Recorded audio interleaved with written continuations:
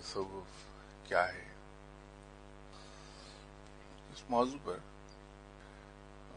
اس سے بیشتر بھی کئی موقعوں پر گفتگو ہوئی، جس میں کوشش کی گئی تھی کہ تصوف کی تعریف اور تشریح مناسب طریقے سے کر دی جائے۔ اگر پچھلی کچھ گفتگو پر مبنی سیریز سنی جائیں تو اس میں وہ کافی تفصیلی گفتگو مل جائے گی۔ انصاف کی تسلی کے لیے ایک بار پھر عرض کر دیتا ہوں کہ تصوف در حقیقت نام ہے روحانی ارتقاء کی منازل طے کرنے کا، اور اس ارتقائی عمل کے سلسلے کو جاری رکھنے کے سلسلے میں جو کوششیں اور جدوجہد کرنا پڑتی ہے اسے اصطلاحی طور پر تصوف کا نام دیا جاتا ہے۔ ایک عام تصوف کے بارے میں یہ پایا جاتا ہے کہ شاید یہ کوئی ایسی چیز ہے جو شریعت سے ٹکراؤ رکھتی ہے۔ جو صحیح تصوف ہے، جس کے اندر بدعتوں کی آمیزش نہیں ہوئی، وہ شریعت سے ٹکراؤ نہیں کھاتا، بلکہ وہ حضرات جو مجھ جیسے کمزور لوگ ہیں اور شریعت پر پوری طرح عمل درآمد نہیں کر پاتے اپنی فطری کمزوریوں کی بنا پر، انہیں یہ مختلف ایکسرسائز کے ذریعے ایسی روحانی قوت بخشتا ہے جس سے وہ شریعت پر عمل کرنے کے سلسلے میں جو دقتیں پیش آتی ہیں، جو تکلیفیں ہوتی ہیں، انہیں بآسانی برداشت کرنے کی پوزیشن میں ہو جاتا ہے، اور یوں وہ شریعت پر آسانی سے عمل کر لیتا ہے۔ تو یہ در حقیقت ایک درمیانی واسطہ بنایا، یہ بالکل اس طرح سے ہے کہ اگر ایک شخص ایک بلند سیڑھی پر نہیں پاؤں رکھ سکتا تو اس کے درمیان میں ایک عارضی سٹیپ اور بنا دیا جائے تاکہ وہ آسانی سے اس سیڑھی تک پہنچ جائے۔ اس کی ارتقائی منازل طے کرنے کے سلسلے میں جس پروسیس سے انسان گزرتا ہے اس کو مولانا عبدالحق محدث دہلوی، جو ایک بڑے ولی اللہ بھی ہیں، آپ نے بڑے مختصر اور سادہ انداز میں اسے بیان کیا۔ تصوف لفظ 4 حروف پر مشتمل ہے: تے، سواد، واو اور فے۔ تو مولانا محدث دہلوی صاحب نے بیان فرمایا کہ یہ 4 جہتوں کا مجموعہ ہے۔ تیز سٹینڈ کرتا ہے توبہ کی، سواد ریپریزنٹ کر رہا ہے صفائی کو، اور واو سے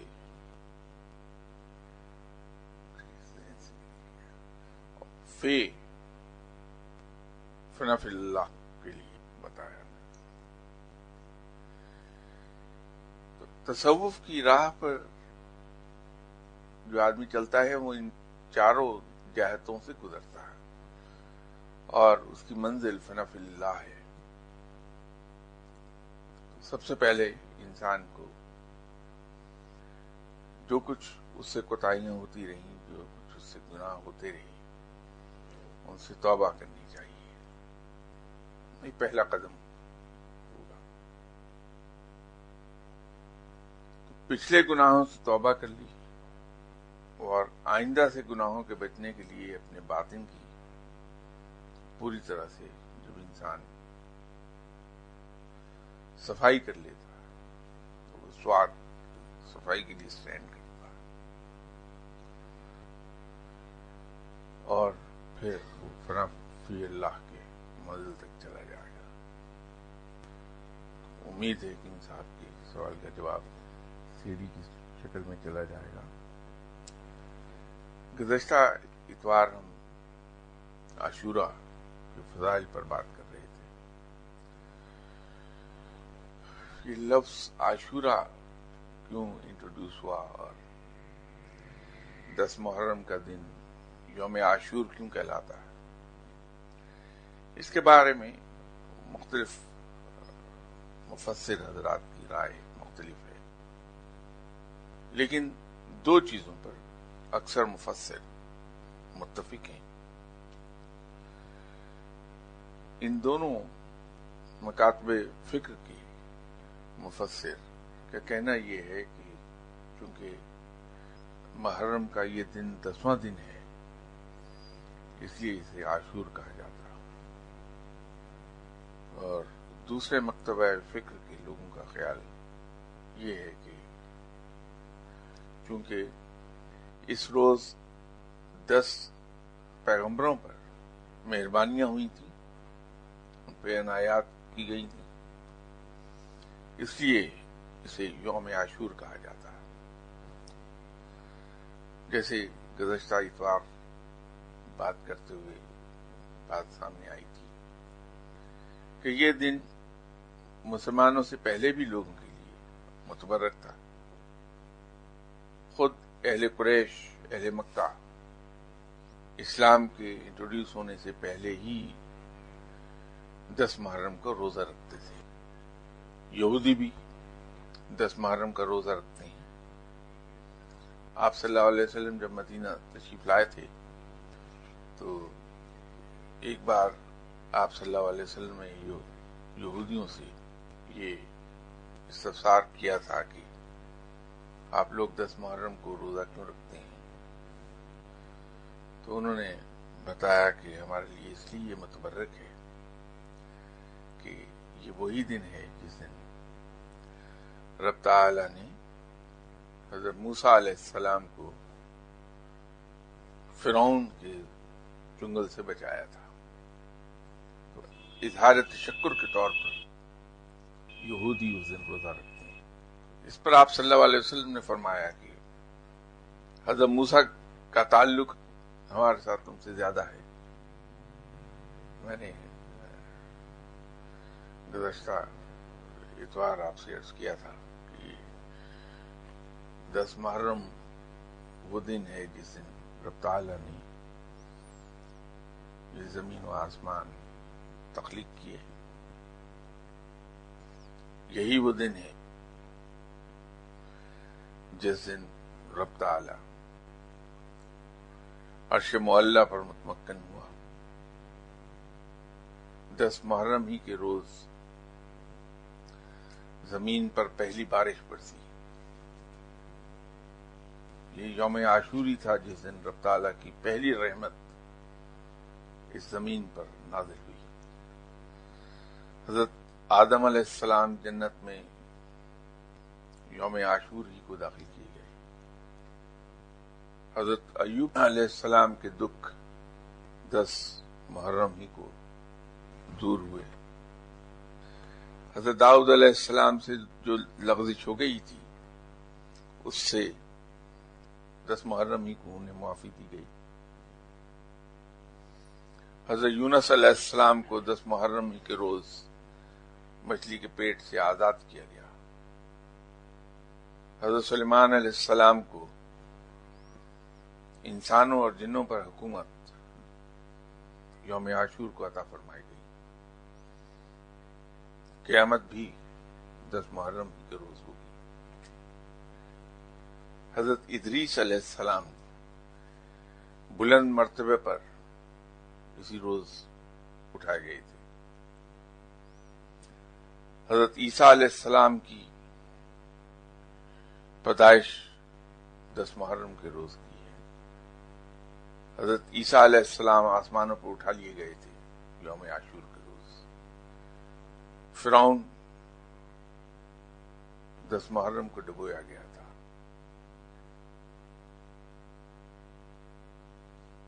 یہ تمام ایسی چیزیں ہیں جن کی وجہ سے 10 محرم دوسری امتوں کے لیے بھی متبرک ہے۔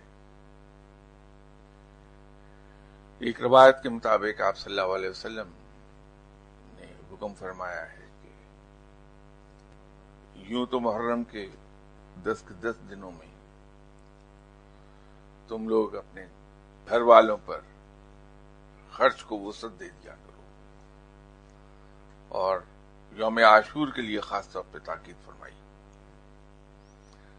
کہ یوم عاشور کو اپنے گھر والوں پر خرچ میں وسعت دے دیا کرو۔ اور آپ صلی اللہ علیہ وسلم ہی سے روایت ہے کہ جو شخص یوم عاشور کو اپنے گھر والوں پر خرچ میں وسعت کرتا ہے، اللہ تعالی اس پر پورے سال میں رزق وسیع کر دیتا ہے۔ 10 محرم کے روزے کی تاکید آپ صلی اللہ علیہ وسلم نے بہت فرمائی، اس کی فضیلت میں نے پچھلی اتوار عرض کی تھی۔ خود حضرت علی کرم اللہ وجہہ سے بھی روایت ہے کہ جس شخص نے ذی الحج کے آخری دن کا روزہ رکھا اور محرم کا پہلا روزہ رکھا، اس نے گویا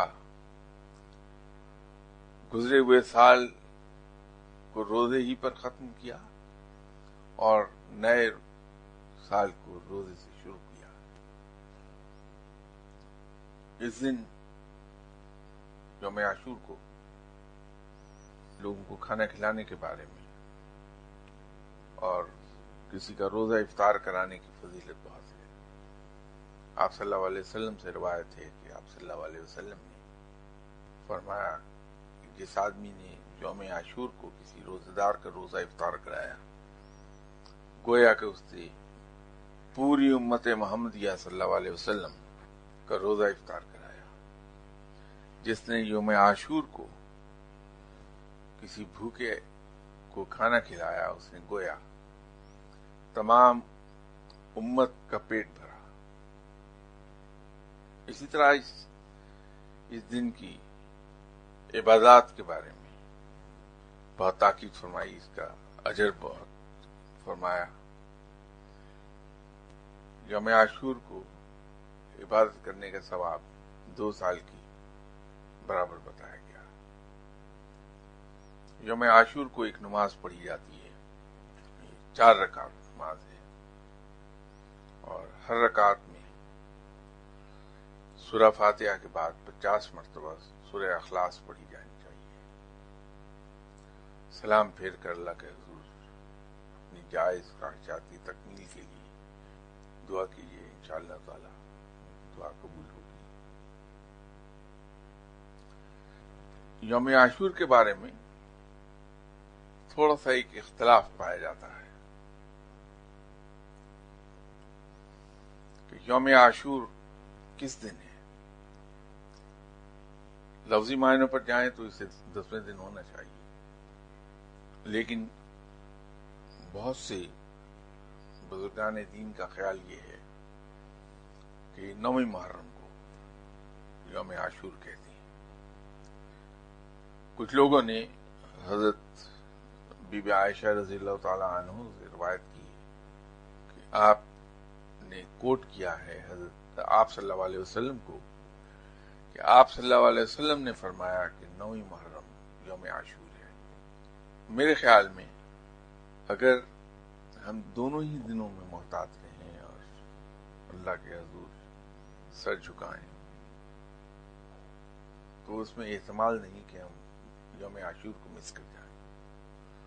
تو یہ نماز جو حضرات پڑھنا چاہیں تو میری گزارش یہ ہوگی کہ وہ 9ویں اور 10ویں دونوں دن پڑھ لیں تاکہ مس نہ ہو۔ روزے کے بارے میں تو ویسے ہی آپ صلی اللہ علیہ وسلم نے تلقین فرمائی ہے کہ دونوں دن روزے رکھ لیے جائیں، 9ویں اور 10ویں کا روزہ رکھ لیں۔ اسی طرح یوم عاشور کی شب عبادت کی بہت فضیلت ہے، یہ آپ صلی اللہ علیہ وسلم نے بھی تلقین فرمائی ہے اور حضرت علی کرم اللہ وجہہ نے بھی تلقین فرمائی ہے کہ یوم عاشور کی شب عبادت کرنے والے شخص کو بہت فضیلت کی خوشخبری سنائی گئی ہے.